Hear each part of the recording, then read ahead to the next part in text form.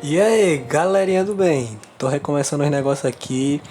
Antigamente, a galera me conhecia aqui como Paulo, né? Mas agora não. Agora é esse nome aí. Swapper. Não sei como é que pronuncia, mas enfim. Esse é o nome aí agora. E é isso aí que eu vou ser a partir de hoje. Aí nisso, o que é que acontece, né? Por que que eu resolvi voltar? Por quê? O que é que acontece? Eu resolvi que eu queria fazer um mangá. Tô começando a fazer. E aí eu resolvi que eu ia gravar vídeo e ia postar sobre a produção do negócio, a produção do bagulho do mangá, tá ligado? E é isso aí que eu vou fazer. Se der certo eu continuo, se não eu desisto do canal de novo. E é isso aí, né? Fazer o quê? A vida é essa. Aí vamos lá, né? O nome do mangá é Armagedon. Eu ainda não tenho uma imagem assim, uma capa, nem nada pra mostrar não, mas basicamente o significado é esse aí. Bora lá ver o que é o significado. Armagedon. Guerra entre forças do bem e do mal, registrada pela Bíblia, geralmente deve ser escrita com letra maiúscula. Batalha ou disputa excessivamente importante e ou definitiva. Basicamente a ideia central do mangá. O mangá ele se foca numa luta assim que é uma batalha, uma guerra que é um negócio bem decisivo e também tem influência dos deuses desse mundo. No caso não um deus que aí seria o deus do cristianismo. Aqui tem deuses, mas não tem nada a ver com o cristianismo, é mais um negócio criado por mim. E aí, vamos lá, deixa eu dar uma explicada aqui mais ou menos qual que é a ideia do negócio do mangá. Basicamente, a história do mangá ela se baseia na ideia que tem um mundo lá, nesse mundo existem dois deuses, que são Valhalla, que é o deus da onipotência, e tem Polo, que é o deus da onisciência. Valhalla é óbvio de onde eu tirei, mitologia nórdica. No caso, Polo, eu tirei do deus dos ventos das mitologias indígenas. Ele era o deus dos ventos e também era o mensageiro dos deuses. Aí eu usei essa ideia de mensageiro com essa ideia da onisciência. Mas enfim, basicamente o que é que acontece? Valhalla estava entediado com o mundo, ele estava achando o mundo chato, entediante e tal. Aí ele chegou e decidiu que ia destruir o mundo e começar outro do zero. E aí Paulo chegou lá e disse, não pô, vamos fazer o seguinte, em vez de simplesmente tu chegar e destruir o mundo, a gente pega, dá um jeito dos mortais começar um conflito, uma guerra, e aí eles mesmos vão se destruir. E a gente fica só vendo aqui de boa, de camarote, os caibas se destruir, tá ligado? E aí, basicamente isso é a ideia. Ele dá essa ideia, o Valhalla aceita. E aí, o Valhalla vai lá e usa os poderes dele de onipotência pra poder criar... Como é que eu posso dizer?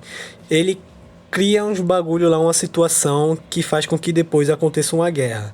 E aí eu vou explicar que situação foi essa que ele criou na Terra para poder acontecer essa guerra e o mundo acabar. Uma coisa que eu não mencionei é que essa história se passa nos tempos atuais, assim, nesses anos mesmo de 2024. Porque eu não tinha motivo para fazer essa história se passar no passado ou no futuro, porque isso não importaria muito pra história. E também ela se passa meio que num Brasil, mas um negócio mais fictício. Eu tô pensando em, tipo, fazer os países, tipo, com culturas parecidas com o do nosso mundo real, mas não, tipo, realmente um país chamado Brasil, um país chamado Estados Unidos e coisa do tipo. Mas enfim, o que é que o Valhalla fez? O Valhalla, com os poderes dele lá de onipotência, ele fez uns bagulho lá no mundo e aí o que é que acontece? Agora, 4 a cada 10 crianças nascem onipotentes. E aí não é uma onipotência no sentido, no real sentido da palavra. Não é a criança que consegue fazer exatamente tudo, não é um negócio literal. Os onipotentes eles têm uns poderes lá que são meio que restringidos, eu vou explicar isso melhor depois, mas enfim, essas crianças elas nascem com poderes, e aí por essas crianças nascerem com esses poderes, as pessoas comuns, os humanos, eles têm preconceitos com essas crianças, não só por conta dos poderes, mas porque essas crianças também, elas nascem com as características que na maioria das vezes são remetidas a demônios. Então muitos desses humanos acreditam que essas crianças são demônios que vieram pra meio que destruir o mundo e tipo, dominar a Terra, tá ligado? Vamos dizer assim. E aí meio que começa essa guerra, tá ligado? Porque alguns onipotentes, eles se acham que são melhores que os humanos por ter esses poderes. E aí começa essa guerra. Tipo, os humanos querendo se proteger e os onipotentes querendo crescer pra cima dos humanos, tá ligado? Basicamente a guerra é mais ou menos isso aí. Com alguns outros detalhes, né, que eu Vou deixar pra explicar em outro vídeo, mas enfim.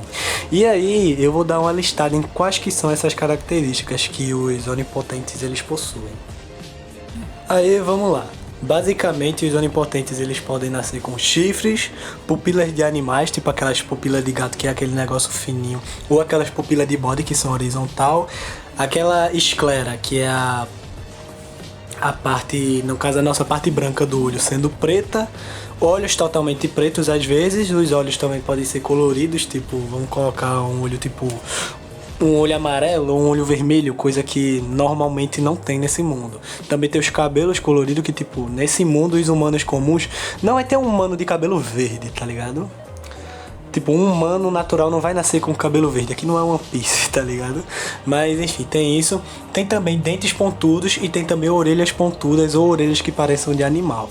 Vale dizer que essas características são muito variadas. Então, tipo, tanto faz um personagem ele só ter os dentes pontudos e um chifre, ou um personagem ter, tipo, a pupila de animal, a orelha pontuda e o cabelo colorido. Ou o outro simplesmente ter o olho totalmente preto e mais nada, tá ligado? É umas características que variam muito de um onipotente para outro. E aí, nisso, vamos lá.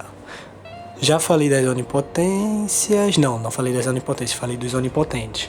Agora eu tenho que definir para vocês o que é o conceito de onipotência, que deve ter ficado um pouco confuso. Vou definir isso melhor para vocês e a gente vai encerrar por aqui. Aí vamos lá, o que é que são as onipotências? É um negócio meio complicado de se explicar, mas vamos lá, são os poderes bem malucos assim, que o usuário ele tem que ativar esses poderes, ele não tá tipo 24 horas no poder ativo, e esses poderes eles têm formas específicas de ser ativado. Por exemplo, tem um personagem que para o poder dele ativar, ele tem que estar caindo de 10 metros de altura ou mais. Se ele não tiver nessa condição, o poder dele não ativa. E aí nisso, depois de ativado, o poder tem duração de 15 minutos e depois disso só pode ser ativado após 24 horas. Aí vamos dar um exemplo melhor disso. Por exemplo, o protagonista, que eu vou apresentar no próximo vídeo, ele tem onipotência de troca. O que é que acontece? Significa que ele pode fazer qualquer troca que ele quiser. Tipo, tanto faz, se ele quiser, tipo, se teleportar, ele pega, troca de lugar com a pedra e aí ele meio que se teleporta. O teleporte é meio falso, mas basicamente isso, né? Ele troca de lugar com a pedra e ele vai pra onde a pedra estava antes. Ou ele pode, tipo, simplesmente trocar o sol e a lua de posição e fazer a noite virar dia. Ou vice-versa, tá ligado? É um bagulho bem assim, tá ligado? Bem extremo mesmo, tá ligado? Um bagulho bem extremo. E aí, o que é que acontece? Também tem o conceito de conflito de onipotência. Por quê?